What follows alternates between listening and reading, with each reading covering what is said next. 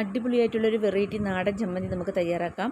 അപ്പോൾ അതിന് വേണ്ടിയുള്ള ഇൻഗ്രീഡിയൻറ്റ് ഒരു പാത്രത്തിലേക്ക് ഞാൻ എടുത്തിട്ടുണ്ട്. ഇനിയൊരു പാൻ അടുപ്പത്ത് വെച്ചിട്ട് അതിലേക്ക് കുറച്ച് വെളിച്ചെണ്ണ ഒഴിച്ച് കൊടുത്തിട്ട് നമ്മുടെ ചെറിയ ഉള്ളിയും വെളുത്തുള്ളിയും ഇഞ്ചിയും കൂടി നന്നായിട്ട് ഇതൊന്ന് മൂപ്പിച്ചെടുക്കുക.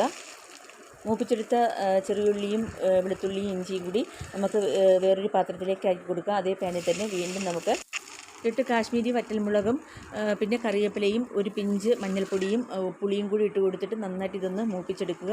ഇതൊരു പാത്രത്തിലേക്ക് മാറ്റി കൊടുക്കാം. അതേ പാനിൽ തന്നെ നമുക്ക് ചിരകിയ തേങ്ങ, ഒരു കപ്പ് തേങ്ങയെ അതും കൂടി നമുക്ക് ഇട്ട് ഇതുപോലെ ഒന്ന് അതിൻ്റെ പച്ചമണം മാറുന്നത് വരെ ഒന്ന് സോട്ട് ചെയ്തെടുക്കാം. എന്നിട്ട് ഉപ്പും കൂടി ചേർത്തൊരു ജാറിലേക്ക് ഇട്ട് കൊടുത്തിട്ട് ആ ശർക്കരയും കൂടി വെച്ച് കൊടുത്തിട്ട് നമുക്ക് നന്നായിട്ട് ഇതൊന്ന് അരച്ചെടുക്കാം. അരച്ചെടുത്ത ചമ്മന്തി നമുക്ക് ഒരു പ്ലേറ്റിലേക്ക് നീക്കിയിട്ടിട്ട് നന്നായിട്ട് കൈകൊണ്ട് നന്നായിട്ട് ഉരുട്ടിയെടുക്കാം. വളരെ ടേസ്റ്റി ആയിട്ടുള്ളൊരു വെറൈറ്റി ചമ്മന്തിയാണ്. ഇത് ഫ്രിഡ്ജിൽ വെക്കാതെ 4-5 ദിവസം നമുക്ക് വെളിയിൽ സൂക്ഷിച്ചാലും ഒരു കേടും വരത്തില്ല കേട്ടോ. നല്ല ടേസ്റ്റി ആയിട്ടുള്ള ചമ്മന്തിയാണ്.